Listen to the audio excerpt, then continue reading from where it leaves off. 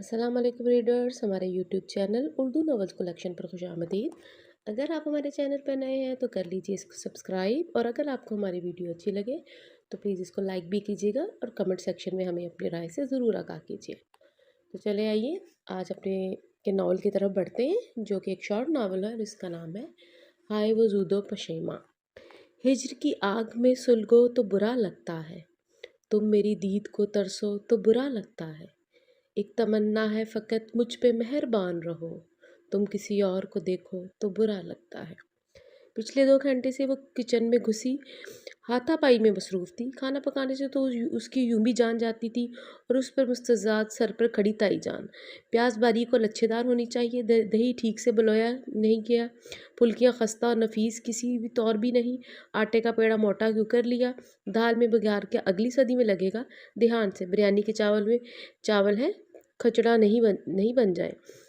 हक हाँ मासूम जान, और इतना जबर। बीए के पेपर ख़त्म होना उसके लिए इंतहाई मसाइब का बायस बना।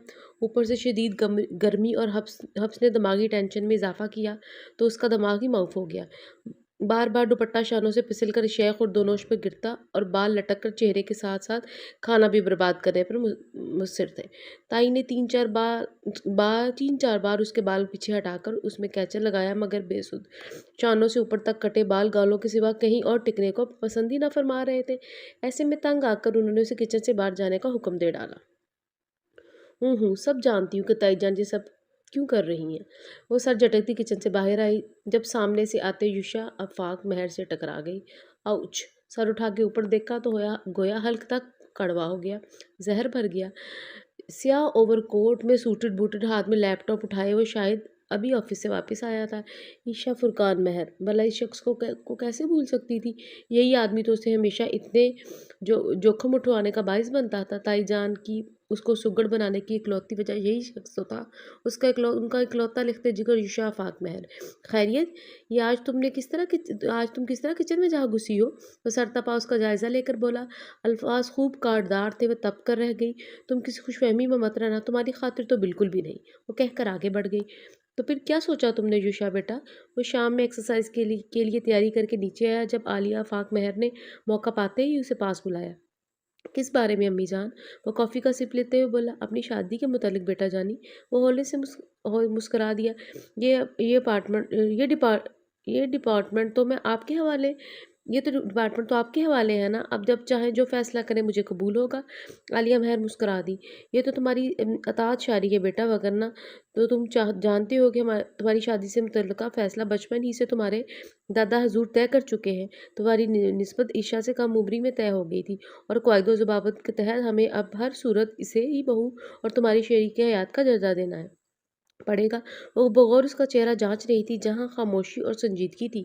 बेटा, हम सबका ये मानना है कि बचपन में किए गए फैसले बच्चों की ज़िंदगी पर मुस्बत कम और मनफी असरात ज़्यादा मुरतब करते हैं।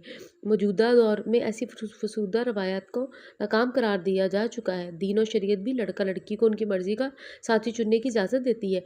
ऐसे में अपने फैसले औलाद पर थोपना समझदारी नहीं कहलाता। वो न जाने क्या कहना चाह रही थी युषा महर, बगौर उनका चेहरा देख रहा था, जहाँ आज से पहले कभी इतनी संजीदगी उसे नज़र ना आई थी। बेटा, ईशा का ग्रेजुएशन भी हो चुका है, और तुम्हारे अब्बू और चाचू जान इससे आगे उसे पढ़ने की इजाज़त नहीं दे रहे। ना ही तुम्हारी चाची इसके लिए रजामंद है। सब घर वालों का मुश्तरका फैसला है कि उसे ब्याहने के मुतल्लिक ही है। और एक बार फिर युषा के तासुरात भाप रही थी, जो अभी भी खामोश था। तुम इस बारे में क्या कहना चाहोगे? उन्होंने अब बाकायदगी से सवाल किया। मेरे ख़्याल में आपको वही करना चाहिए जो आपको यशा के हक़ में बेहतर लगे। वो इस घर की बेटी है, सबको मिलकर उसके मुतालिक दुरुस्त फ़ैसला लेना चाहिए। और बेटा, अगर ये दुरुस्त फ़ैसला तुम्हारी ज़ात से मुताल्लिक हो, तब तुम्हारी रज़ा क्या होगी? वो असल मुद्दे की तरफ आई।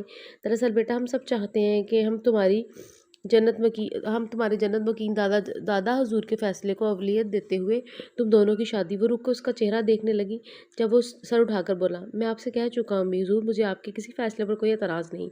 आप लोगों का हुक्म सर आँखों पर, मगर बेहतर है कि आप एक बार ईशा से भी पूछ लें। वो क्या चाहती है? आलिया महर का चेहरा खिल उठा। ईशा का मसला नहीं, असल परेशानी तुम्हारी ही तरफ से थी जो हल होगी। तुम बताओ, क्या तुम उसे पसंद करते हो? वो अपने सवाल पर रमात आती। पीयूषा के चेहरे पर खफ़्त के आसार देखकर बात बदल कर बोली, मतलब बेटा उसकी आदतें, मूड, मिजाज, रहन सहन, पहनावा कैसा लगता है आपको? ईशा की निगाहों में बेख्तियार उसके गर्दन से ऊपर तक कटे हुए बाल लहराए थे। तभी वो गहरा सांस लेकर रह गया। आलिया महर शर्मिंदा सी हुई, फिर तसल्ली की खातिर बोल पड़ी, आप परेशान ना हो बेटे, सब ठीक हो जाएगा, हम सब मिलकर उसको ठीक कर लेंगे। उठ खड़ी हुई, क्या क्या ठीक करेंगे आप लोग? तहजीब व सलीका, सुगड़पन व तमानियत, अहलियत, हर चीज़ की तो उसमें कमी है।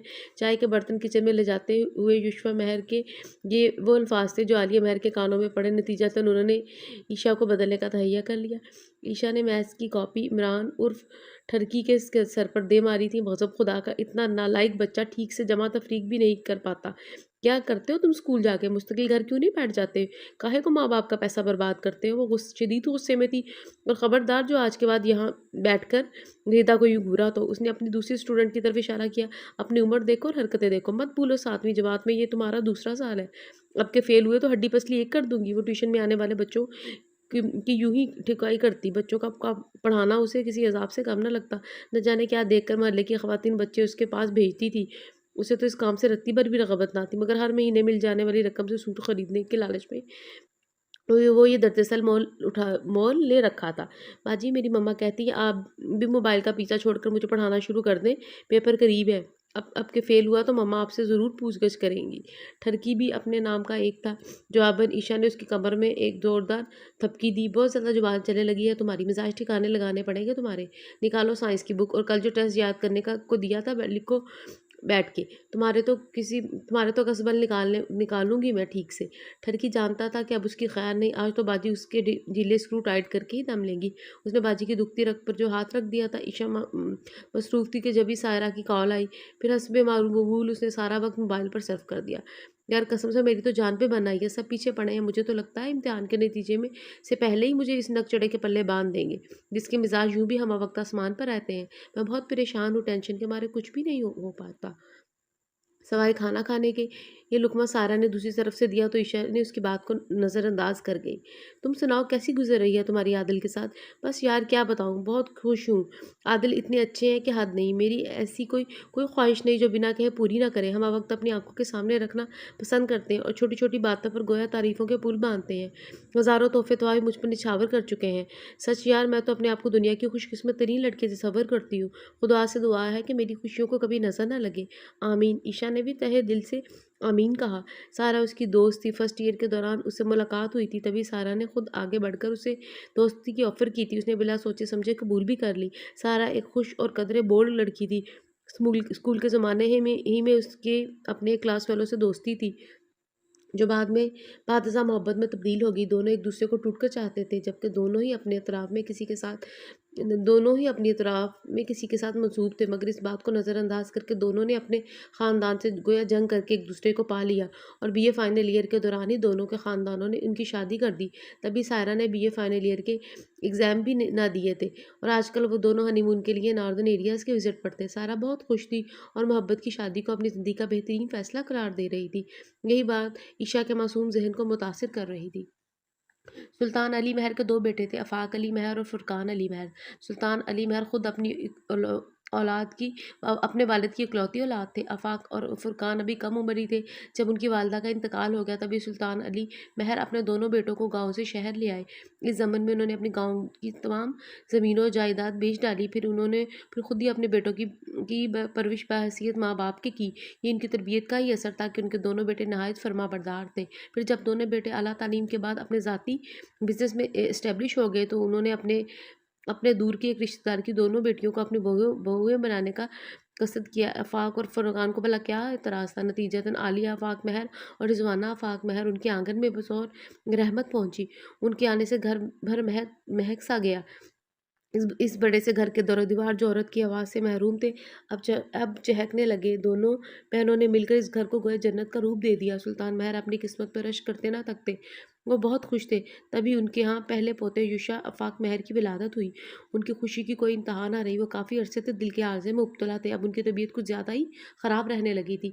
बावजूद इसके कि वो सारा वक्त युशा के साथ गुजारते। युशा जब 4 साल का हुआ तो फुरकान महर के यहाँ एक बेटी ने जन्म लिया, जिसका नाम सुल्तान महर ने ईशा महर रखा। वो बहुत खुश थे। अब उनका ख़ानदान मुकम्मल था। तभी अपने आखिरी वक्त से कबल उन्होंने अपना मुद्दा अपने बेटे और बहुओं को बुलाकर बयान किया। उनकी शदीद ख्वाहिश थी कि युशा आफाक महर की निस्बत ईशा फुरकान महर से की जाए। एक बार फिर सब ने उनके हुक्म पर रजामंदी ज़ाहिर की और छोटी सी तकरीब का एहतमाम करके इन दोनों की निस्बत तय कर दी। इस वाक़े के तकरीबन 1.5 बरस बाद सुल्तान अली महर अपने खाल के कीकी से जा मिले। अस्सलाम वालेकुम आपा, किधर है इमरान की बाजी? सवाल पर रिजवाना फुरकान महर के साथ उषा ने भी अखबार से निगाह उठाकर रिफ़त आंटी को देखा, जो हर दूसरी हम उम्र खातून को आपा कहकर ही मुखातिब करती थी। अस्सलाम वालेकुम, कैसी हो रिफ़त? रिजवाना फुरकान महर उठकर खड़ी हो गई। आपा इसे जल्दी बुलाएं, मेरे पास ज़्यादा टाइम नहीं है। वो उसका सवाल नज़रअंदाज करके बोली। तुम बैठो, मैं बुलाती हूँ। रिजवाना फुरकान महर बोली। बैठ मेरा बेटा। रिफ़त आपी ने इमरान को भी अपने साथ सोफे पर बिठा लिया, जिसका चेहरा खूब सूजा हुआ था। ईशा का ध्यान अभी भी अखबार पर कम उन दोनों माँ बेटों की आमद पर जाता था। जब रिजवाना महर ईशा के हमरा दोबारा लाउंज में दाखिल हुई, रिफ़त आंटी उठ खड़ी हुई। क्या बात है? ईशा ने बिना दुआ सलाम के सवाल दागा, जबकि ईशा ने तासुब से सर हिलाया। बात क्या होनी है? देखो ज़रा मेरे बेटे मुन्ने का मुंह। उन्होंने इमरान को पकड़ के आगे किया तो ईशा ने गौर से देखा। उसे उसकी टीचर ने मारा है। उसने इंग्लिश के टेस्ट में 50 में से 3.5 नंबर लिए हैं। तो इसकी टीचर ने बहुत अच्छा किया, बल्कि इसे तो 2 थप्पड़ मेरी तरफ से भी लगाने चाहिए थे। ईशा के चेहरे पर मुस्कुराहट फैल गई। हद होती है ढीठपन की मोहतरमा। ईशा आफाक महर, वो दिल ही दिल में उससे मुखातिब हुआ। अच्छा तो ये बात है। रिफ़त आंटी ने लड़ाका ख़वातीन की तरह एक हाथ कमर पर और दूसरा फिजा में लहराया। टीचर ने जो किया सो किया। तुम बताओ, तुमने क्या किया? उसे ट्यूशन में तुम क्या काम करवाती हो? इसकी टीचर ने शिकायत की है कि उसे एक भी टेस्ट ढंग से याद नहीं होता। बताओ मुझे क्या वजह है? वजह मुझसे पूछने की बजाय अपने इस ठड़की से पूछिए। सारा वक्त ये ट्यूशन में पढ़ाई के बजाय मासूम लड़कियों को देखने में ज़ाया करता है। इसमें भला मेरा क्या कसूर? यूशा की मुस्कुराहट गहरी होती जा रही थी। खबरदार जो मेरे बेटे को ठड़की बोला तो। उसने बताया है मुझे कि ट्यूशन की बच्चियाँ उसे ठड़की के नाम से छेड़ती हैं। बजाय इन सबको झिड़कने के तुम भी उसका साथ देती हो। कैसी बाजी हो तुम इससे क्या तमीज़ सिखाओगी? पहले तो खुद तुम किसी से बात करने की तमीज़ सीख लो। मैंने बहुत लिहाज किया आपका और आपके लाडले सबूत का। अगर आपका मंजूर नहीं है तो शौक से ले जाइए अपने सबूत को जहाँ चाहे। ट्यूशन में बिठाएं, मेरी जान छोड़ें, बख्शे। उसकी अना जाग उठी थी। अरे चली जाती हूँ, पहले मेरी इस महीने की एडवांस फीस तो वापस करो। वो जम के खड़ी थी। अच्छा रुकिए। वो दंदाती हुई युषा के सर पर जा पहुंची। युषा, 1,000 रुपये होंगे अब तुम्हारे पास? वो रुक कर उसे देखने लगा। जल्दी दो, अगर कुछ देर और ये औरत मेरे सर पे खड़ी रही तो कुछ कर डालूंगी। वो मुसलसल हथेली उसके सामने फैलाई खड़ी थी। सूरत हाल ऐसी थी कि वो उसे ना नहीं कर सकता था और ना ही खुल के फीस के पैसे उड़ा देने का सबब पूछ सकता था। क्या सोच रहे हो? दो भी। ईशा ने साइड पॉकेट से वॉलेट निकाला। ईशा ने उसके हाथ से उचक लिया। काफ़ी नकदी छुपा रखी है तुमने, लगता है आज ही किसी क्लाइंट ने दी है। उसने एक की बजाय 2,000 निकाल लिए और वॉलेट उसकी गोद में फेंक कर आगे बढ़ गई। युषा का दिल शिद्दत से चाह उसे खींच कर एक तमाचा रसीद करे, मगर सूरत हाल के पेश नज़र चुप बैठा रहा। जब ईशा ने फीस का 1,000 रुपया लेकर रिफ़त आंटी उसके उसके पास आई। युषा, बेटा मुझे पता है तुम एक मरूफ तरीन वकील हो, तुम्हें तो फारिग वक्त मिलता ही कहाँ होगा, मगर कुछ वक्त निकाल कर तुम मेरे बेटे इमरान को पेपर की तैयारी करा दो तो बड़ी मेहरबानी होगी। उस माँ की दुआएं तुम्हारे बहुत काम आएंगी। ईशा ने एक नज़र ईशा को देखा, जो तीखी नज़र उस पर रखे हुई थी। ठीक है आंटी, मगर मैं ज़्यादा टाइम नहीं दे पाऊँगा, मगर आपसे वादा है कम वक्त में ज़्यादा अच्छे नताइज मिलेंगे आपको। ईशा खा जाने वाली नज़रों से उसको घूर रही थी जब वो रिफ़त आंटी से बतौर एडवांस फीस मिलने वाला 1,000 का नोट उसके सामने लहरा कर वहाँ इमरान अंदर चला गया। यानी हद होती है। ये निचले दर्जे का वकील अपनी 3rd क्लास वकालत की बदौलत अब इसके स्टूडेंट छीन लेगा। इमरान भले किसी भी ट्यूशन में जाता, मगर युषा के पास उसका पढ़ना उसे किसी तौर गवारा ना था। रोज़ शाम 4 से 5 युषा लॉन में उसे पढ़ाता, खुद एक्सरसाइज करता रहता, कॉफ़ी की चुस्कियाँ लेता। इमरान बड़ी ताबेदारी से अपना काम करता रहता। यानी इतनी बड़ी हार। तभी एक शाम वो ज़रा दिल लिए रिफ़त आंटी के पास जा पहुँची। इलैक सिलैक के बाद फ़ौरन बड़ा सा सर उनके सीने से गोया घुसेड़ ही डाला। सालों की तरह आंसू गालों को भिगो रहे थे। रिफ़त आंटी हैरानी से उसे अपने सीने से लगा देख रही थी। क्या बात है बेटा, क्यों इतना रो रही हो? आंटी मैंने बताओ, मेरे साथ मेरे अपने घर में क्या सलूक हो रहा है? मेरे खूनी रिश्ते ही मेरे साथ गैरों जैसा सलूक कर रहे हैं। मैं सबसे ज़्यादा प्रखार तो युषा महर खाता है मुझसे, आपको पता है ना। सब घर वाले मुझे युषा के साथ बयाने पर बज़िद हैं, पर वो मुझे कतई पसंद नहीं करता। बात बेबास सौतनों वाले ताने देता है। इस पे मुस्ताज मुझे अपनी ज़ख़ीर तो ग़ुलाम समझता है। कभी उसका काम, कभी इस काम का ऑर्डर तो कभी उसका, और सब घर वालों के सामने मुझे नीचा दिखाने का कोई मौका हाथ से नहीं जाने देता। आप ही बताएँ, ऐसे हालात में मैं कैसे बच्चों पर तवज्जो दे पाती? मैं इन दिनों शदीद ज़हनी टेंशन का शिकार थी, तभी इमरान पर तवज्जो ना दे पाई। मगर आपसे वादा है आगे से ऐसा कभी नहीं होगा। प्लीज़ मुझे अपने स्टूडेंट वापस कर दीजिए, और युसरा से फ़ीस का 1000 भी मुझे लेकर लौटा दें। रिफ़त आंटी 3 जवान बेटियों की माँ थी, तभी ईशा की तरकीब काम कर गई। वो जी भर के आप दीदा इनो तू परेशान ना हो मेरी बच्ची, इमरान आज से ही तेरे पास ही ट्यूशन के लिए आएगा। और क्या तू वाक़ई ईशा से शादी नहीं करना चाहती? अगली बात उन्होंने राज़दारी से उसके कान में की थी। जी आंटी। उसने भी उनके कान में घुसकर जवाब दिया। फिर तो बिल्कुल परेशान ना, मेरी ये खालाजाद एक है, बड़ी नेक खातून है। उसने दुखी इंसानियत की भलाई की खातिर अपने इल्म का इस्तेमाल शुरू कर रखा है। एक बार उससे मिल ले, वो यकीनन तेरा मसला हल कर देगी। उसके तवीज़ बड़े कारगर होते हैं। अरे मैंने तो खुद उसके तवीज़ से तेरे अंकल इमरान के अब्बू को और उनकी माँ बहनों के चंगल से आज़ाद करवाया है। यकीनन वो तेरे मसले का भी हल सोच लेंगी। यूँ बोल मंज़ूर है तुझे? ऐशा तो पहले तो बेयकीनी से उनका चेहरा देखती रही, फिर बेतहाशा खुशी से मंज़ूर है बोल दिया। कालो अम्मा महज़ नाम की कालो अम्मा ना थी, वो सरतपा अपने नाम की जीती जागती मिसाल थी। पहले-पहले उनको देखकर ईशा का जी खूब घबराया, फिर जी अकड़ के उसने अपनी दर्द भरी दास्तान सुना ही डाली। आज तो वो सब घर वालों से रिफ़त आंटी की बड़ी बेटी के हमरा शॉपिंग करने का कहकर निकली थी। रिफ़त आंटी भी साथ थी। कालो अम्मा ने उसकी हथेली का बगौर जांचा, फिर पेशानी और पाँव की लकीर पर नज़रें गाड़ी। उसके बाद एक लंबा चौड़ा जायचा बनाया। तवील हिसाब किताब के बाद कालो अम्मा ने सर ऊपर उठाया। उसकी हूँ भी तवील तर थी। तू बता, तू क्या चाहती है लड़की? एक बार तो ईशा का दिल चाहा कालो अम्मा के सीन चेहरे के नक्शो निगार बदल कर रख दे। उसका मुद्दा वो अभी तक जान ही ना पाई थी। मैं युषा से शादी नहीं करना चाहती। तू किससे करना चाहती है? अगला सवाल। किसी से भी नहीं। मतलब तू किसी और को पसंद नहीं करती? जी नहीं। वो फट से बोली। तो फिर इस लड़के में क्या बुराई है? अच्छा खासा बासलाई है, तो मुस्तकिल मिजाज लड़का है। कालो अम्मा सार कर रही थी। आपको ये कैसे पता? ईशा की आंखें फट गई। हमारे पास मौक्कल है लड़की, ऐसी इत्तलात वो ही हमें पहुंचाते हैं। ईशा वाकई मुतासिर हो गई थी। वो सब अपनी जगह, मुझे बताओ मैं क्या करूं? तेरे हाथ की लकीरों में दर्ज है। तेरी शादी एक ऐसे आदमी से होगी जिसके पैर पर स्याह तिल है। पैर पर स्याह तिल? ये क्या बात हुई? उसने भुएं उचकाई। लड़की बीच में मत बात उचको। उन्होंने तनबीह की। सॉरी कालो अम्मा, मैं अब तुम्हें पहली फुर्सत में ये पता करवाना है क्या युश्वा के पैर पर स्याह तिल मौजूद है? तुमने कभी देखा? छी, मुझे भला क्या ज़रूरत है उसके पैर देखने की? वो कराहत से बोली। तो अब तुम्हें ये काम करना पड़ेगा। पहली फुर्सत में पता करके बताओ, बाकी बात उसके बाद बताऊंगी। उन्होंने हाथ उठाकर गोया महफिल बर्खास्त कर दी। ईशा उठ खड़ी हुई तो कालो अम्मा ने रिफ़त आंटी को टोका मारा। बेटा, वो उनका नजराना। ईशा ने बैग खोल कर देखा। पिछली पॉकेट में मायूशा का दिया 1000 का नोट पड़ा था। फ़िल वक्त तो यही है मेरे पास, बाकी बाद में सही। अब मसला बिल्ली के गले में घंटी बांधे कौन वाला था? युषा के मतलब ऐसी मालूमात के लिए उसके करीब रहना ज़रूरी था। उसे किसी तो और गवारा ना था, मगर अब उसके बिना कोई चारा भी ना था। ऊपर से अम्मी और ताई अम्मी उसे हम वक्त मुख्तलिफ कामों में मसरूफ़ रखती। कभी किचन में खाना पकाने पर, कभी सिलाई, कभी बर्तनों की धुलाई, कभी ये कभी वो। मगर वो भी डीटती। पहले 15 मिनट के बाद ऐसा काम करती कि वो खुद उसे वहाँ से उठा देती। फिर एक तरकीब उसके जहन में आई। युषा की वापसी शाम 5 बजे होती थी। आते साथ वो लाउंज में पड़े सोफे पर गिरसा गया। अम्मी जान, चची जान टाई की नॉट ढीली करते आवाज़ दी। प्लीज़ एक गिलास पानी। पाँव सामने रखे सेंट्रल टेबल पर रख दिया। जब ईशा महर पानी का गिलास हाथ में लेकर उसके सर पर आ पहुंची थी। ये लीजिए पानी। आवाज़ पर उसने बंद आंखें खोली।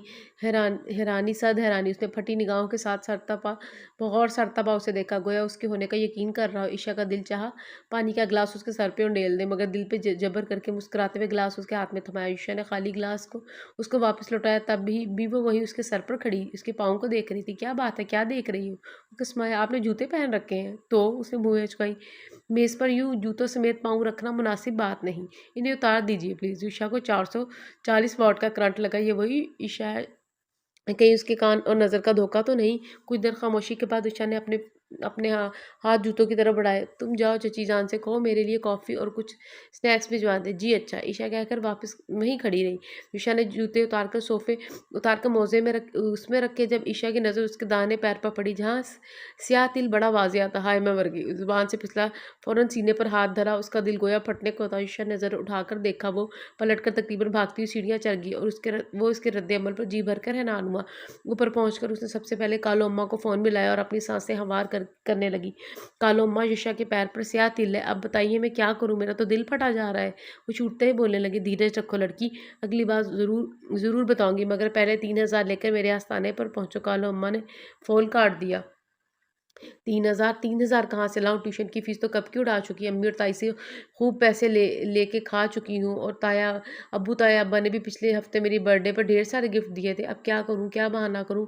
वो सर पकड़ के बैठ गई। फिर अम्मी और ताई अम्मी से पैसे हथियाने के लिए नीचे आई, जहाँ किचन में युषा उन दोनों के पास खड़ा था। अगले हफ्ते मेरी एक दोस्त की शादी है, सारी फैमिली को बुलाया है, ये लीजिए आप लोग अपने लिए शॉपिंग कर लीजिएगा। उसने बटुए से बड़े बड़े नोट निकाल कर उन दोनों के हाथ में रखे और मौका ताकर पास आके खड़ी हुई। यकीनन वो उसको भी शॉपिंग के लिए पैसे देगा। जब भी वो उसकी तरफ पलटा, हाँ भाई कब लौटा रही हो मेरे पैसे? ईशा को झटका लगा, कौन से पैसे? वही 2,000 जो रिफ़त आंटी के साथ मुझसे निकलवाए थे। ईशा ने उसकी सोच पर अफसोस करते हुए अम्मी और ताई जान को देखा। हाँ भाई ईशा, कब तो लौटाओगी ईशा के पैसे? अम्मी भी आखिर बोल पड़ी, कभी भी नहीं। वो गुस्से से पैर चटकती चली गई। ईशा रिजवाना फुरकान मेहर पर निगाह डालकर मुस्कुराया, तुम देखो ज़रा मैं कैसे तुमसे पैसे निकलवाती हूँ, तुम पिछले हिसाब किताब में ही जुटे रहना। जैसे ही यूशा अपने कमरे में गया, वो उसके पीछे आगे जानती थी अब वो फ्रेश होने जा रहा है। जैसे ही शावर की आवाज़ कानों में पड़ी, वो दरवाज़ा खोल के कमरे में आई। सामने से टेबल पर ही उसका वॉलेट पड़ा था। पूरी तसल्ली से उसने गिनकर 4,000 रुपये निकाल लिए। कालो अम्मा की अगली बात पहली बात से भी ज़्यादा खतरनाक थी। तुम अपने हाथों से जैतून का ये दम किया हुआ तेल 30 दिन तक लगातार ईशा के पाँव के तलवों पर मलना, इस सूरत तुम्हारी उसकी शादी रुक जाएगी।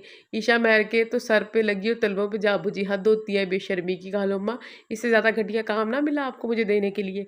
हद अदब, गुस्ताख, मालूम नहीं किससे बात कर रही है, तेरी कैंची जैसी चलती जुबान जलाकर खाकस्तर कर दूंगी। वो चुप हो गई। फिर भी कालो अम्मा, ये तो बड़ा गंदा काम है, कोई और हल है तो बताइए, वरना मैं वापस चली जाती हूँ। वो उठने लगी। रुको लड़की, बावली हो क्या? इतनी उतावली मत हो, मैं कुछ और सोचती हूँ। फिर अपने पायदान से एक बासी छालियाँ निकालती कुछ देर जुबान में मिनमिनाकर फूंक मारकर उसे दे दी। इसे खाने में मिलाकर उसको खिला देना, 10 दिन तक असर ना हुआ तो बात करना। अब जाओ ताईजान, आज सब खाना मैं पकाऊंगी। आपकी तबीयत कल से ख़राब है, आप जाके आराम करें, मैं कर लूँगी। वो बड़ी फरमाबरदार लग रही थी। नहीं बेटा, तुम अकेले कैसे कर लोगी? नहीं ताईजान, मैं कर लूँगी, आप फ़िक्र मत करें। जहाँ मसला हुआ आपसे पूछ लूँगी। यूँ भी अब ईशा की पसंद के खाने मुझे पकाने आने चाहिए ना। एक सालिया के लिए इतना अज़ाब, वो मुँह में बड़बड़ाई। वो तो शुक्र था ताई अम्मी और अम्मी जान और ताई अम्मी ने उसे किसी हद तक खाना पकाना सिखा दिया था। सब खाना पकाने के बाद उसने बतौर ख़ास ईशा के लिए बनाएगी फिरनी में वो सफूफ मिलाया। शानदार खाना पकाया था। सबने तारीफ़ें की। यूशा हर नवाले पर निगाह उठाकर उसे देख रहा था। शायद उसे यकीन नहीं आ रहा था कि ये खाना ईशा ने पकाया है। यूशा फिरनी लो ना, अब उसे वो बार बार ऑफर कर रही थी। बिलाखिर उसने एक प्लेट में फिरनी डाल ली। ईशा उचक कर उसकी प्लेट देख रही थी, जिसने इत्मीनान से फिरनी ख़त्म की और उठ खड़ा हुआ। ईशा बर्तन उठाने के बहाने उसके पास आई और थोड़ा उसकी तरफ झुका, गालिबन तारीफ़ करने लगा। सुनो, मेरे पैसे कब लौटा रही हो? वो शशतर रह गई। कौन से पैसे? वो डर गई। वही 2,000 रुपये। कभी भी नहीं। वो पैर चटक के बर्तन उठाने लगी। अगले 10 दिन में यूशा पर मनफी असरात हुआ या नहीं, घर का माहौल बड़ा खुशगवार हो गया। उसके खाने की सबने तारीफ़ें की। अब्बू जी और ताया अब्बू ने इनाम भी दिया, और ताई अम्मी ने उसकी ड्यूटी मुस्तकिल किचन में लगा दी। फिर कालो अम्मा ने एक तावीज़ उसके स्याह ओवरकोट में डालने के लिए दिया। जब वो ये कोट पहन के वकालत करेगा, उस पर तवीज़ असर करेगा। तभी शाम वो उसके कमरे में घुस आई और लॉन में एक्सरसाइज कर रहा था। तभी जानबूझकर उसने वार्डरोब से उसका स्याह कोट निकाला और उसकी पॉकेट में वो तवीज़ डाल दिया। अभी कोट वापस रखने ही लगी थी, वो आ गया। उसके हाथ से में वो कोट देख कर चौंका। क्या कर रही है? कुछ नहीं, वो हकलाई। कुछ तो कर रही है। वो आगे बढ़ा। नहीं कुछ भी नहीं। वो उसके करीब आने पर थोड़ा पीछे खिसकी। जब वो सर पर खड़ा हो गया, वो अम्मी जान ने आपके कोट धोने को कहा, तभी लेने आई हूँ। उसने बहाना सूझ ही लिया। इसको तो मैं ड्राई क्लीन करवाता हूँ। वो कुछ सोच कर बोला, चलो चची जान ने कहा होगा तो कुछ सोच कर ही कहा होगा। ऐसे नहीं, इसे नहीं धो पाओगी इसे। अभी मैं तुम्हारे साथ चलता हूँ, आओ। वो आगे बढ़ गया। ना चार वो कोट उठा के उसके पीछे चल पड़ी। अब झूठ को किसी किनारे तो लगाना था। फिर उसके मशवरे पे कोट रगड़-रगड़ के ईशा की उँगलियाँ तक ज़ख्मी हो गई, मगर वो मुतमईन ना हुआ। तावीज़ भी बीच में कहीं ज़ाया हो गया। ईशा का दिल चाहा धाड़े मार-मार कर रोने। खुदा-खुदा करके कोट का काम मुकम्मल हुआ तो वो झाड़ कर उसे तार पर फैलाने लगी। जब अपने पीछे किसी के होने का एहसास हुआ, पलट के देखा तो यूशा बड़ी गहरी नज़रों से उसके सरापे का जायज़ा ले रहा था। "स्याह रंग बहुत खूबसूरत लगता है तुम पर।" उसने चौंक कर अपने लिबास को देखा। इस वक्त उसने स्याह कामदार फ्रॉक और चूड़ीदार पजामा जेब तन कर रखा था, और यूशा के ये अल्फाज, हाय अल्लाह! उसने फ़ौरन दिल पर हाथ रखा, साथ ही ज़ुबान से फिसला। यूशा की हंसी बेहद साख्ता थी। वो पलटकर अंदर भागी। "सुनो, मेरे पैसे कब लौटा रही हो?" लाउंज में दाखिल होते ही यूशा के ये अल्फाज उसकी समात में टपके। सारी हदें पार हो गईं। "कालू अम्मा, वो तो मेरी तारीफ़ कर रहा है, कुछ मुझसे नफ़रत। मैंने तो आपसे कहा था मुझे इस शख्स से शादी नहीं करनी, मुझे अरेंज मैरिज करनी ही नहीं, और मैं लव मैरिज करना चाहती हूँ। मेरे पूरे ख़ानदान में आज तक किसी ने लव मैरिज नहीं की, लेकिन मेरी दिल की ख्वाहिश है कि मैं ये एडवेंचर करूँ जैसे मेरी सहेली ने किया। वो कितनी खुश है अपने शौहर के साथ, कितने नाज़ नख़रे उठवाता है, और उसके और यूँ यहाँ अरेंज मैरिज में मेरी सारी ज़िंदगी इस शख्स के नाज़ नख़रे उठवाते गुज़र जाएगी। जैसे मेरी माँ और नानी अम्मी ने जी हुज़ूरी की, वैसे मैं नहीं कर पाऊँगी। प्लीज़ कालो अम्मा, कुछ करें, मेरा टेंशन से बुरा हाल है। देखो लड़की, तेरी लव मैरिज कभी हो ही नहीं सकती। क्यों? क्यों नहीं हो सकती? क्या कमी है मुझ में? बेवकूफ़, कमी तुझ में नहीं, तेरी अक्ल में है। लव मैरिज के लिए किसी से मोहब्बत करना भी तो ज़रूरी होता है ना, जो तुझे किसी भी शख्स से नहीं है। ऐसे में तू क्या मोहब्बत की शादी रचाएगी? इसके लिए तो किसी महबूब का होना भी तो अशद ज़रूरी है ना, जिसके लिए तू तू सारे समाज से लड़कर उसे हासिल करे। वाक़ई कालो अम्मा की बात में दम था, मगर ये यूशा नामी बला से जान छूटे तो मोहब्बत की कोई नई दास्तान परवान चढ़े। वो सब ठीक है, मगर पहले आप इस यूशा नामी बला से मेरी जान छुड़वाएँ प्लीज़। वो इल्तिजा करने लगी। ठीक है, मेरे पैसे लाई हो, ये लीजिए 2000। उसने बैग से पैसे निकाल कर कालो अम्मा के हवाले किए। आज फिर मौका ताक कर उसने यूशा के वॉलेट पर हाथ साफ़ किया था। अब तो वो काम ज़िद के तौर पर मुस्तकिल करने लगी थी। अजीब वकील था वो। ये शख्स आज तक इसे अपनी कम गुम हुई रकम का अंदाज़ा ही ना हो पाता था। अच्छा ये बताओ यूशा, कमरे में ज़्यादा तादाद में कौन-सी अशिया हैं? सिर्फ़ किताबें ही किताबें हैं कालो अम्मा। वो जी भर के बदमज़ा हुई। अच्छी बात है। तुम इस किताबों की अलमारी की किताब नंबर 24 के सफ़ा नंबर 24 पर सत्तर नंबर 24 के लफ्ज़ नंबर 24 का पहला हरफ लिख कर लाओ, तब अगला अमल बताऊँगी। यह कब आओ तो अम्मा, ये कैसे मुमकिन है? फिर आप हर्फ़ नंबर नंबर 4 का क्या करेंगी? ज़्यादा ज़्यादा सवाल मत पूछो, जो कहा है वो करो। बिलाख़िर जी अकड़ा कर उसने ये काम भी कर लिया। वो भी इस काम में मसरूफ़ थी कि शाम पहुँचा, वो भी ऑफ़िस से आया था। तुम यहाँ क्या कर रही हो? ज़्यादा हैरानी उसे अपनी किताबों के पास खड़ा देख कर हुई। जब उसने उसके हाथ में पकड़ी किताब उसके सामने कर दी। "मैं ये किताब लेने आई थी, फ़ारिग बैठी तो सोचा पढ़ लूँ।" यूशा ने उसके हाथ से किताब ले ली, बानो कुदसिया की राजागिर। वो भी यकीनी की कैफ़ियत में उसके चेहरे को देख लगा, जैसे यकीन ना आया, फिर हौले से मुस्कुराया। ये किताब उसके हाथ में थमा दी। वो आगे बढ़ी। "सुनो।" आवाज़ पर रुक गई वो। "मेरे पैसे कब तक लौटाने का इरादा है?" लो जी, इस निकम्मे की सुई अभी तक वहीं अटकी हुई है। अगर अगर जो इस शख्स को पता चल जाए कि उसके इन 2000 के अलावा मैं कितनी मज़ीद रकम उससे ऐंठ चुकी हूँ, तो यकीनन इस वक़्त उसकी बैंड बजा चुका होता। जैसे मैं भी कितनी सियानी हूँ ना। अपनी चाबुक-दस्ती पर मुस्कुरा दी। यूशा बग़ौर उसके चेहरे को देख रहा था, न जाने उसकी मुस्कुराहट इस वक़्त यूशा को इतनी भली क्यों लग रही थी। हर्फ़ नंबर 4 ते था। ते यानी तेल, यानी तेरा ये मसला ज़ैतून के तेल की मालिश के बगैर हल नहीं होने वाला। कालू अम्मा दूर की कड़ी लाई थी। ईशा सर पकड़ के बैठ गई। "मैं ये नहीं कर सकती, ये बहुत मुश्किल काम है। और फिर मैं क्या कहकर उनके पैर पैर के तलवों पर ज़ैतून के तेल की मालिश करूँगी? पहले पहल तो सब मेरी ज़हनी हालत पर शुबा करेंगे, और फिर वो साहब बहादुर भी तो नहीं मानेगा, और बिलग़र्ज़ अगर मान भी जाए तो ये कितना घटिया काम है। सब मेरा मज़ाक उड़ाएँगे। मुझे बैठे-बिठाए क्या सूझी जो इस फ़ुज़ूल इंसान की बांदियों जैसी चाकरी शुरू कर दी। इतना तो मत गिराएँ मुझे मेरे मकाम से। इस पे मुस्तज़ा 30 दिन तक लगातार ये अमल नहीं हो सकता। कालो अम्मा, प्लीज़ कुछ और सोचिए ना। देखो लड़की, हमने सब सब सोच के लिया और करके देख लिया। नतीजा यानी तुम्हारे सामने। अगर तुमने ये काम नहीं करना चाहती तो मत करो। खामोशी से उसके नाम की मेहंदी हाथों में रचा लो, और अगर मंज़ूर नहीं तो मेरी बात पर अमल करो। देखो लड़की, उसके पैर पर तेरे नाम का स्याह तिल, इस तिल के असर की काट पैर के तलवों पर ये दमशुदा तेल मलकर ही हो सकती है। आगे जो तुम्हारी मर्ज़ी। ईशा का दिल रोने को चाह रहा था। सबसे ज़्यादा दुःख इस बात का था कि इसका नाम इस इडियट शख्स के पैर के दिल में दर्ज है, वो अपनी तकदीर पर जितना भी रोती कम था। मगर फिर मैं क्या करूँ, कैसे 30 दिन उनके पैरों की मालिश करूँ? आप ही कुछ बता दें। आसान सी बात है, रोज़ बाद नमाज़े इशा ज़ैतून के तेल की मालिश पहले अपने सर में करो, फिर गूँथ कर बालों की चोटी बनाओ। इसके बाद जब वो लड़का सो जाए तो धीरे से उसके उसके पैरों पर तेल की मालिश करो। 30 दिन लगातार ये अमल करो, फिर असर देखना। पर कालो अम्मा, मेरे बाल तो बहुत छोटे हैं, इनकी चुटिया कैसे बनेगी? उसकी परेशानी हद से सवाती। घर पहुँचकर ईशा ने अपने दिल को कड़े इम्तिहान के लिए तैयार किया। अब कुछ भी हो जाए, वो इस इक़दाम के लिए जी मज़बूत करना ही होगा। अपनी आइंदा आइंदा की खुशगवार ज़िंदगी के लिए कुछ भी करना पड़े, उसे आज रात इस अमल का आगाज़ करना ही पड़ेगा। रात के खाने के बाद सब टीवी लाउंज में बैठ गए, जबकि वो अपने कमरे में आकर सर की मालिश करके चुटिया गूँथने लगी। रफ्ता-रफ्ता टीवी लाउंज से सबके आने की आवाज़ें बंद हो गईं, यानी सब सोने के लिए अपने कमरों में जा चुके थे। कुछ देर मज़ीद इंतज़ार के बाद उसे युषा के सो जाने का यकीन हुआ, तो धीरे से उसके कमरे में आ गई। दरवाज़े पर हल्का-सा दबाव डाला, मगर वो लॉक था। ओह गॉड! वो परेशान हो गई। वो ये तो वो भूल ही गई कि वो शख़्स दरवाज़ा लॉक करके सोता था। अब क्या किया जाए, वो सोचती रही। फिर उसे याद आया, युषा के कमरे की एक खिड़की लॉन की पिछली तरफ खुलती है, उससे अंदर जाया जा सकता है। तभी वो धीमे कदमों से चलती लॉन की पिछली तरफ आई। युषा का कमरा खासी ऊंचाई पर था। आसपास निगाह दौड़ाने पर उसे एक बड़ा स्टूल दिखाई दिया। फौरन सामने रखकर उसके ऊपर प्लास्टिक की कुर्सी रखी। कुछ पेसोपुश के बाद वो उस पर चढ़ने में कामयाब हो गई, मगर जो ही वो दूसरा कदम खिड़की में रखा, एक झटके के साथ प्लास्टिक की कुर्सी नीचे गिरी। स्टूल तो यूं भी पोसीदा था, एक चरचराहट के साथ ज़मीन बोस हो गया। या खुदा, अब मैं क्या करूँ? ये किस अफ़तार में फँस गई मैं। वापसी का रास्ता जो बंद हो चुका था। उसकी हालत ऐसी हो रही थी गोया ना निगलने निगलने बने या उगलने। उसने युषा महर से जान छुड़ाने के लिए क्या कुछ नहीं झेलना पड़ रहा था। नाचार वो खिड़की से नीचे उतर आई। कमरे में नीम तारीकी थी, उस एसी ऑन था। युषा महर कंबल ताने गहरी नींद में था। वो धीरे से आगे बढ़ आई। जो भी था, आज का काम तो उसे करके ही जाना था। कुछ देर रुक कर कमरे का जायज़ा लेने के बाद वो उसके पाँव की सिमत चली आई। धीरे से कंबल हटा के तेल की डिब्बियाँ खोली और फिर उन बड़े नरम हाथों से अपने दाहिने पैर के तलवे पर तेल की मालिश करने लगे। अब इस अमल को 2 मिनट भी ना हुए गुजरे होंगे, जो ईशा महर दबक कर उठ बैठा। साथ ही कमरे की लाइट ऑन की। ईशा महर घबरा कर पीछे हटी। ईशा को अपनी तरफ मुतवज्जा पाकर उसकी सारी जान गोया हलक में उतर गई थी। ईशा की शोले उगलती निगाहों का सामना करते ही उसका वजूद कँपकँपाने लगा। ये अचानक इसे क्या हो गया था? उसकी तो ईशा को कतई उम्मीद ना थी, जबकि दूसरी तरफ ईशा महर के तासुरात सख्त पेचीदे हो गए थे।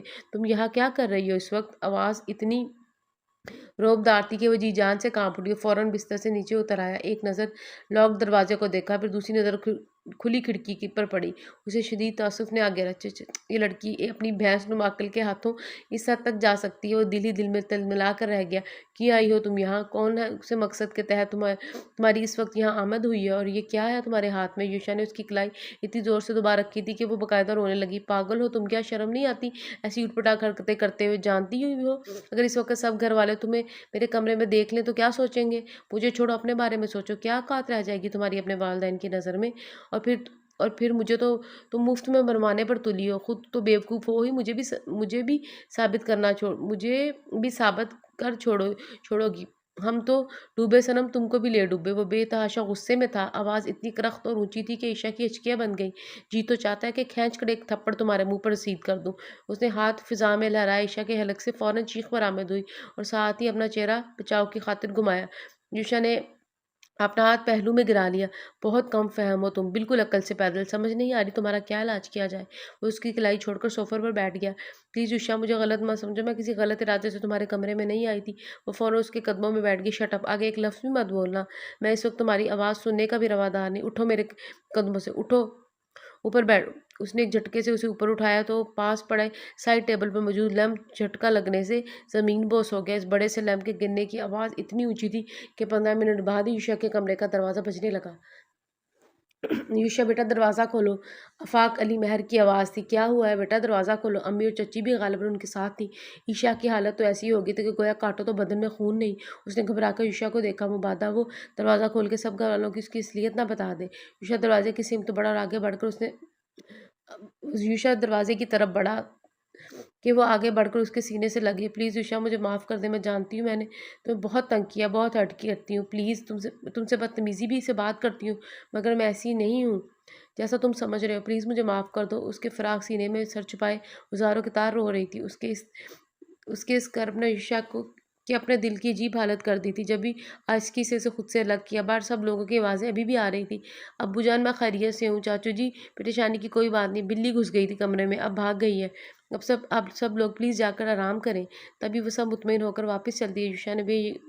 ईशा ने बेयकीनी से यूशा को देखा। आज से पहले ये यूशा महर उसे जितना इतना हसीन कभी भी ना लगा था। बड़ी-बड़ी कुशादा ज़हीन आँखें, फ़राख पेशानी, भरपूर लबो लहजा, मज़बूत कसरती वजूद। पहली बार उसे एहसास हुआ कि वो उसके इतने करीब खड़ी है कि दिल की लय बदली तो ईशा से घबराकर नज़रें चुराती उससे दूर हट गई। ये कैसा एहसास था जिसने जिसने उसके दिल को जकड़ा था। आज से पहले तो ऐसा कभी ना हुआ था। आई एम सॉरी, यूं ही ईशा के मुंह से फिसल गया। अब क्या तुम मुझे सारी बात बताना पसंद करोगी जो तुम्हें इस वक्त यहाँ लाने का सबब बनी? वो बेड पर पैर लटका कर बैठ गया। ईशा ने नज़रें झुकाए उसे कालो अम्मा वाला सारा वाक़या अव्वल था आखिर सुना डाला। जैसे ही उसकी बात ख़त्म हुई ईशा बेतहाशा हंसने लगा, यहाँ तक कि उसकी आंखों से पानी आने लगा। ईशा महर बगौर उसकी जानदार मुस्कुराहट देख रही थी। आज से पहले उसे ईशा की यह खूबसूरती क्यों दिखाई ना दी? ईशा खामोश हुआ तो निगाहें उस पर गई जो साक़ित और जामिद उसे देख रही थी। आई एम सॉरी यार, मेरा इरादा तुम्हें हर्ट करने का नहीं था ये, पर तुम सच में पागल हो। अगर बात सिर्फ इतनी सी थी तो तुम मुझे बता देती। अब मैं ज़बरदस्ती तुमसे शादी करने से रहा, और कुछ ना सही कम से कम ये तेल की मालिश वाले मामले में तो तुम्हारी मदद कर देता। क्या कहा तुमने? मेरे दाहिने पैर पर जो तिल है उसमें तुम्हारा नाम दर्ज है? क्या बकवास है ये? वो फिर हंस रहा था। ये लो। उसने फ़ौरन अपने दोनों पैर बेड के ऊपर कर दिए। मालिश करो मेरे पैरों के तलवों की। वो मुसलसल हंस रहा था, मगर सिर्फ तलवों की क्यों? अगर सर की मालिश भी कर दो तो क्या ही बात है। चलो चलो जल्दी शुरू हो जाओ। ईशा की आंखों से फिर आंसू बहने लगे। वो अभी भी इसकी तौहीन कर रहा था, मगर अब न जाने क्या हुआ था। वो एकदम वो एक दमशुदा तेल की मालिश उसके पैरों पर नहीं करना चाहती थी, कभी भी नहीं। जब भी उसने पुरज़ोर इसरार के बावजूद वहाँ से उठकर सामने सोफ़ा कम बेड पर जा बैठी। अच्छा सुनो, मेरे पैसे कब लौटा रही हो? ईशा ने अभी तक उसके पैसे चोरी करने वाली बात उसे नहीं बताई थी। जब भी वो साहब 2000 की बाबत पूछ रहा था, जवाब में वह खामोश रही। जब थोड़ी देर बाद वो उठकर उस तक आया, तब भी खामोशी से उसके तासुरात का जायज़ा लेता रहा। फिर उसके साथ वाले सोफ़े पर बैठ गया। वो दानिस्ता थोड़ा आगे खिसक गई, हालाँकि उससे ख़ासे फ़ासले पर विराजमान था। देखो, मैं जानता हूँ तुम इस वक़्त बहुत अफ़सुर्दा हो, जो और होना भी चाहिए, क्योंकि दरहकीकत तुम एक कम अक्ल लड़की हो। तुम अगर खुद सबको इस रिश्ते के लिए ना नहीं बोल सकती थी, तो मुझे कह देती, मैं सबको राज़ी कर लेता और तुम पर कोई इल्ज़ाम भी ना आता। फिर तुम मज़े से अपनी लव मैरिज का शौक़ पूरा कर लेती। लेकिन मेरी एक बात याद रखो, लव मैरिज हो या अरेंज मैरिज, चलती दोनों फ़रीक़ के बाहमी समझौते और कमिटमेंट की बुनियाद पर है। ये ज़रूरी नहीं कि लव मैरिज कामयाब हो, और ये भी ज़रूरी नहीं कि हर अरेंज मैरिज नाकाम हो। बहरहाल जिन जोड़ों की शादी एक कामयाब तजर्बा होती है, उसमें 80% हाथ उनकी तकदीर का होता है, जो अल्लाह रब्बुल इज़्ज़त इन दोनों के दिलों में एक दूसरे के लिए गुंजाइश पैदा कर देता है, और बकिया हिस्सा उनके एक दूसरे पर एतमाद, इन्हिसार और एहसास का होता है। वो सांस लेने को रुका। वैसे मेरा ज़ाती ख़्याल है कि ख़ालिस मोहब्बत किसी से मज़बूत शरई ताल्लुक़ कायम होने के बाद ही जन्म ले सकती है। जब भी मैं मोहब्बत की शादी से ज़्यादा शादी के बाद मोहब्बत करने को तरजीह देता हूँ। बहर कैफ़ मैं अपने ख़यालात तुम पर लागू नहीं करना चाहता मैं, मगर तुम्हारे केस में एक बात तो बहुत वाज़ेह है कि मोहब्बत की शादी करने के लिए किसी से मोहब्बत करना ज़रूरी है, जो तुम जैसी सीधी-सादी तबीयत की मालिक लड़की कभी कबल शादी किसी से नहीं कर सकती। समझ गई? अब भी कुछ नहीं बिगड़ा। मैं सबकी तरफ से इस रिश्ते के लिए ना बोल दूँगा। अभी इसी वक़्त सब लोग जाग रहे हैं। तुम्हारा इस कमरे से बाहर जाना ख़तरे से खाली नहीं। तो आज रात अगर यहाँ तक आ पहुँची हो तो जी अकड़ा कर यहीं सो जा। मेरी तरफ से बिल्कुल बेफ़िक्र रहना। मैं महज़ तुम्हारा मंगेतर ही नहीं, तायाज़ाद भी हूँ। तुम हमारे घर की बेटी हो और हम सबकी इज़्ज़त हो, लिहाज़ा बेफ़िक्र होकर बेड पर आराम करो। मैं इस सोफ़े पर सो जाऊँगा। वो वार्डरोब से कंबल निकाल कर सोफ़े पर आ बैठा। जब वो आहिस्तगी से उसके बेड पर आ लेटी, थोड़ी देर बाद उसे यूशा के हल्के-हल्के खर्राटों की आवाज़ आने लगी, मगर वो पूरी रात ना सो पाई। सुबह वो सबके बेदार होने से पहले खामोशी से अपने कमरे में चली आई। उसके दिल की हालत अजीब-सी थी। उसने तन्हाई में बैठकर अपने आप को टटोला तो एक ही जवाब मिला, मोहब्बत। कितना अजीब इत्तेफ़ाक था। गई तो थी वो यूशा महर से हमेशा के लिए निजात पाने, मगर खुद उसकी मोहब्बत की कैदी बनकर लौट आई थी। ये एक कैसा इदराक था जो लम्हों में उस पर नाज़िल हुआ था। शादी वो शादी क़ब्ल अज़ मोहब्बत नहीं करना चाहती थी, मगर मोहब्बत के लिए भी तो उसके पास आज तक गुंजाइश ना निकल पाई थी। कल शब जो कैफ़ियत उस पर गुज़री थी, जिस सूरत हाल में उस पर मोहब्बत का इदराक हुआ, वो तल्ख़ ज़रूर था, मगर बावजूद इसके बहुत हसीन था। ठीक है तो कहता है यूशा महर, वो क़ब्ल अज़ शादी किसी से मोहब्बत कर ही नहीं सकती थी। करती भी कैसे? वो तो बचपन ही से उसके नाम से मंसूब थी।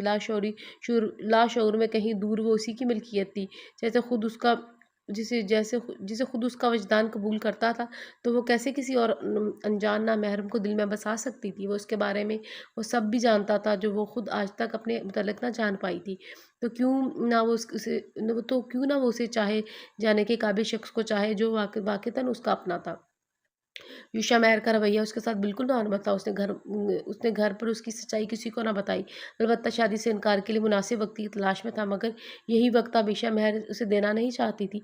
तभी चुपचाप अम्मी जी और ताई अम्मा के कान में अपनी शादी के लिए हामी की बाबत बता आई। फिर देखते ही देखते घर में शादी की तैयारियां शुरू हो गई। इन्हीं दिनों उसका नतीजा है जिसमें वो कामयाब ठहरी। ज़रा दिलचस्पी के साथ ट्यूशन के बच्चों को पढ़ाना शुरू किया तो उनके टेस्ट भी अच्छे अच्छे वाले नतीजतन इमरान और टर्की की अम्मी भी उससे खुश हो गई थी। दूसरी तरफ ईशा महर कि उसकी इस काया पलट पर हैरान था। आखिर उसने शादी के लिए हाँ क्यों कर भरी। कई मरतबा वो उससे बात करने के लिए आगे बढ़ा, मगर वो उसे देखते ही वहाँ से भागने की करती। उसने यूशा की आंखों में बहुत से सवाल को मचलते देखा था, मगर वो इन सवालों का कोई जवाब ना देना चाहती थी।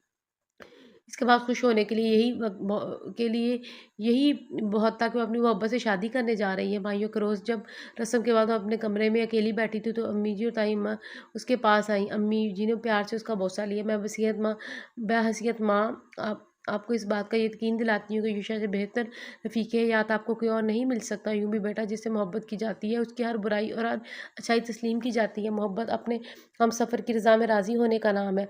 मुझे देखो, मुझे आपके वालिद हज़ूर फरमान अली मेहर से बेतहाशा मोहब्बत है, जिससे उनसे शादी के बाद मेरे अंदर जन्म लिया है। ये इसी मोहब्बत का नतीजा है। आज मैं इनकी हर ख्वाहिश को अवलियत देती हूँ और उनसे वाबस्ता हर रिश्ते का एहतराम मैं सिर्फ़ उनकी मोहब्बत में करती हूँ। उनकी खिदमत में जुटे रहना में मुझे इतना सुरूर है कि अल्फाज में बयान मुश्किल है। 100 बातों की एक बात, मोहब्बत के सिवा इस दुनिया में कुछ भी नहीं जो खूबसूरत और पायदार है। मुझे यकीन है कि शादी के बाद मेरी बेटी भी अपने शरीक हयात से ऐसी मोहब्बत करेगी जो मैंने तुम्हारे वालिद मोहतरम से की है। वो दोनों इसे अकेला छोड़कर चली गई। लो जी, वो ये समझती थी कि उसके वालिदा और ताई महज़ अपने शौहरों की ग़ुलाम है और बेवजह उनकी जी हज़ूरी करती हैं। वो उनकी मोहब्बत का ख़ुमासा है जो शादी के बाद परवान चढ़ी। ठीक ही कहता है यूशा। शादी मोहब्बत की हो या अरेंज मैरिज, कामयाबी अपनी तकदीर की बिना पर होती है। फिर इशफ़ाक़ अली मेहर का निकाह इशफ़ाक़ अली मेहर से कर दिया गया। शादी के तमाम ही तकरीबात शानदार थी। बिलाखिर इशा मेहर और उसी जोड़े में सज धर के यूशा मेहर के नाम की सजाई गई स्टेज पे बरजमान हुई। इंतज़ार की घड़ियां भी इतनी तवील ना हो पाई थी। जब दरवाज़ा हल्की चिड़चिड़ाहट से खुल गया, यूशा मेहर अंदर दाखिल हुआ। वाइट और मैरून कंट्रास्ट की शेरवानी में उसका मुतनासिब सरापा बहुत जच रहा था। ईशा महर ने सर उठाकर उसको देखा, मगर बेसुध बड़ा सा घूंघट निगाहों के सामने था। जब ईशा महर ने बेड पर उसके सामने बैठते हुए घूंघट उठाकर उसकी मुश्किल आसान कर दी। डार्क रेड शरारे में इस हमरंग ज्वेलरी और नफासत से गए मेकअप में वो दिलकशी के तमाम रिकॉर्ड तोड़ रही थी। यूशा दम बखुद उसे देखने लगा। दूसरी तरफ यूशा पर पहली नज़र पड़ते ही उसे शर्मो हिजाब ने घेर लिया। जब भी सुर्ख चेहरा लिए निगाहें झुका गई, यूशा ने हंकारा भरकर बोला, क्या मैं इस अचानक काया पलट की वजह जान सकता हूँ? अंदाज दो मैनी, जबकि ईशा के लिए सवाल इतना गैर मुतवक्का नहीं था। बिल्कुल, आपको ये जानने का मुकम्मल इख्तियार है। उसने सर हिलाया। तो फिर गोशगुजार कीजिए। वो वजह जिसके कारण आपने शादी के लिए हामी भरी, बावजूद मेरे इनकार के, वो खासा संजीदा लग रहा था। वजह आप खुद है यूशा महर। उसने निगाह उठाई। ये आपसे मोहब्बत का अचानक होने वाला इदराक है जिसने मेरी दुनिया तहवाला कर दी, और तभी आज मैं आपकी बीवी की हैसियत से आपके सामने मौजूद हूँ। यूशा बगौर उसका जायज़ा लेता रहा। फिर एक दिलफरेब मुस्कुराहट उसके होंठों को छू गई। ईशा फनकार के मुंह से बरबला इज़हार मोहब्बत उसे लुत्फ दे गया था। जब भी उसने अपना दिल आश्कार करने का फैसला किया, तो ये एक बात भी मेरी तवज्जो से सुन लीजिए मिसेस यूशफ़ाक़ अली मेहर, ये मोहब्बत एक तरफ़ा मोहब्बत कतन नहीं है। जैसे आपको इस जज्बे का अचानक इदराक हुआ, मुझे भी अचानक ही ये जज्बा मग़लूब कर गया। ख़ास तौर पे इन दिनों जब आप सुगड़ापे की तमाम हदें दूर कर रही थी। ईशा की आंखें फटी की फटी रह गईं। भला हो आपकी इस कालू अम्मा का, जिनके तावीज़ात बर वक़्त काम आए, और उनके तावीज़ात मुझको आपसे बदज़न क्या करते, इसके अमल से तो मेरे दिल में आपके लिए ख़ुसूसी जगह बना गए। मैं आपको कुछ ख़ास नापसंद भी ना करता था, तभी मैं जब आपको ध्यान ना देता था, बगौर आपके ऊपर निगाह रखने लगा। फिर मालूम पड़ा कि आप किसी कालू अम्मा के आस्थाने पर पहुँचती हैं। जब एक दिन अम्मी हुज़ूर चची जान को वहाँ वहाँ भेज डाला और नतीजा आपके सामने है। आप मुझ पर तवीज़ करवाने गई थी, उन तवीज़ों का असर आप पर होता रहा। वो हँस रहा था जबकि ईशा तो शशदर रह गई। क्या क्या कहा? आपको ये सब पहले से पता था? हाँ, मुझे मालूम था कालूम्मा नामी किसी फ्रॉडिया पैसे हथियाने वाली औरत के आस्थाने पर जाती हो, मगर ये मालूम ना था कि हर दफ़ा क्या नया मनसूबा पका कर आती हो। ये सब तो इस रात ही मालूम हुआ जब आपने अपनी ज़ुबान से सब भेद आश्कार किया। मतलब ये अब आपकी साजिश थी मुझे अपनी तरफ माइल करने की। वो चीख पड़ी। धीरज धीरज रखिए मादाम, ज़रा तो होश के नाखून लीजिए। मेरा ऐसा कोई इरादा ना था। मैं तो सिर्फ ये मालूम करना चाहता था कि आप कहीं किसी गलत सरगर्मी में मुलविस तो नहीं, मतलब काला सफ़ेद जादू वगैरह। जब भी अम्मी और चची जान को वहाँ भेजा, उन्होंने वापस आकर मुझे सब ठीक कहकर मुतमईन कर दिया। अब इन दोनों ख़वातीन और कालू अम्मा के माबेन क्या बातें हुई, क्या अहद व पैमा हुए, ये मैं नहीं जानता, मगर बाखुदा मुझे ये इल्म नहीं था कि इस आस्थाने पर अब तीनों हस्तियाँ मेरी ज़ात डिस्कस करने जाती हैं। बावजूद इसके अगर तुम्हें लगता है कि ये तुम्हें मेरी तरफ माइल करने की एक साजिश थी, तो ये अम्मी और चची जान की साजिश हो सकती है, मेरी नहीं। वैसे मुझे नहीं लगता कि कालू अम्मा के तावीज़ों में इतना असर है कि वो हमें करीब ले आए। ये सब ऊपर वाले की देन है, जिसने हम दोनों के दिलों में एक दूसरे के लिए वसत पैदा की। वगरना कालू अम्मा जैसी धोखेबाज ख़वातीन अहलियत रखती तो सबसे पहले अपना घर बसाती। अब तुम कहो क्या कहना चाहती हो? शरारती निगाहों से इसके फूले चेहरे को देख रहा था। मैं कितनी पहाड़ हूँ ना, मजाल है जो कुछ भी समझ पाऊँ। कभी भी किसी भी वक्त किसी के भी हाथ उल्लू बन जाती हूँ। सो तो है। ईशा ने सर इस बात में सर हिलाया। ईशा ने नजरें झुका ली। क्या हुआ, चुप क्यों हो गई? उसकी शरारती आवाज़ एक बार फिर ईशा की समाज से टकराई। कुछ नहीं, उसने नफ़ी में सर हिलाया। फिर अचानक कुछ याद आने पर बोली, मेरा मुंह दिखाई का तोहफा? कौन सा तोहफा? ईशा ने भौहें चुकाई। तो क्या आप मुझे मुंह दिखाई का तोहफा नहीं देंगे? दे दूंगा, मगर पहले तुम मेरे पैसे तो लौटा दो। वो दू बदू बोला। वो हंस दी। आप अभी तक इन 2,000 रुपयों को याद रखे हुए हैं? 2,000? होश में आइए मैडम। कालू अम्मा के चक्कर में मेरे भरे वॉलेट खाली कर करके भी आपने अपनी तमाम जमा की हुई रकम 2,000 ही बनाई है। सच कहती है रिफ़त आंटी, तुम्हारा मैथ वाकई कमज़ोर है। ईशा की आंखें खुल गईं। ये शख्स आज इस पर कौन कौन से राज आश्कार करने वाला था? यानी वो ये भी जानता था? आपको ये सब कैसे पता? कैसे पता? ये कैसा सवाल है? मुझे पता होना होता था ना, तभी अपना भरा वॉलेट यहाँ वहाँ वहाँ फेंक जाता था। सिर्फ तुम्हारी खातिर। हर बार नीयत यही होती थी कि तुम इन पैसों से अपने लिए इसमें मामूल नए डिज़ाइन की सीट खरीदोगी, मगर तुम तो कालू अम्मा का संदूक जैसा पेट भरती रही। मगर ये सबसे ज़्यादा ताज्जुब इस बात का था कि मेरी कमाई से तो मुझ पर ही तावीज़ करवाती रही। यानी तभी मैं ऊपर वाले को मुझ पर रहम आ गया और तावीज़ और सारे मामलात मेरे ही हक में बेहतर होते चले गए। ईशा का दिल फ़ौरन पसीज गया। वो कितनी खुश नसीब थी जो इतना अच्छा जीवन साथी उसका नसीब हुआ था। वो यूं ही सायरा के शौहर के किस्से सुनकर दिल जलाती रही। अभी वो इसी उधेड़ बन में थी जब ईशा ने उसकी हथेली पर एक चेक रखा। ये तुम्हारा हक में है मिसेज ईशा फाक अली, ये आप मुझे क्यों दे रहे हैं? उसने हैरानी से कहा। मैं यकीन हूँ, हस्ब सब कानून जानता हूँ, दुनिया के भी और दीन के भी, इसी बाइस दे रहा हूँ। ईशा के चेहरे पर सुकून उतरा है। शुक्रिया, वाकई बहुत अच्छे हैं। वो मुस्कुरा दी। ज़्यादा खुश होने की ज़रूरत नहीं है। उधार के 2,000 पेश की कटौती करके दिया है। किसी खुशफहमी में मत है ना। फिर अपनी साइड पॉकेट से एक सुनहरी डबिया बाहर निकाली। है तुम्हारी मुँह दिखाई का तोहफा है। उसने उसकी नाजुक हिनाई उंगली में डायमंड रिंग पहना दी। ईशा की आंखों से आंसू झलक पड़े। हाँ बिल्कुल भी नहीं। ईशा ने उसके आंसू अपने पोरों पर चुन लिए। आज जब अपनी अपनी सब अनायतों के बदले वसूली करने का वक्त आया है, तो आप रो देने को है। खबरदार, जो इन बेजा आंसुओं के लिए मेरी शब नफाफ को, ये हसीन लम्हों को बर्बाद किया, तो मुझसे बुरा कोई नहीं होगा। ईशा रोती आंखों के साथ मुस्कुरा दी और सर ईशा के सीने से टका दिया। अगर वो इतनी और खौफ व हिरास की मारी ना होती तो यकीनन इस हालात से ना गुजरती जिसका उसको सामना करना पड़ा। ज़िंदगी हसीन थी और ईशा के संग मज़ीद हसीन हो जानी थी, इस बात का उसे यकीन था। और इसके साथ ही हमारा आज का नावल ख़त्म हो गया। ये एक शॉर्ट नावल था और थोड़ा कॉमिक। तो मुझे यकीन है कि आपको नावल अच्छा लगा होगा। अगर आपको अच्छा लगा तो प्लीज़ हमारे चैनल को सब्सक्राइब ज़रूर कीजिए और हमारी वीडियो को लाइक भी कीजिए। बहुत जल्द मिलेंगे किसी नए नावल के साथ। तब तक के लिए अल्लाह हाफ़िज़।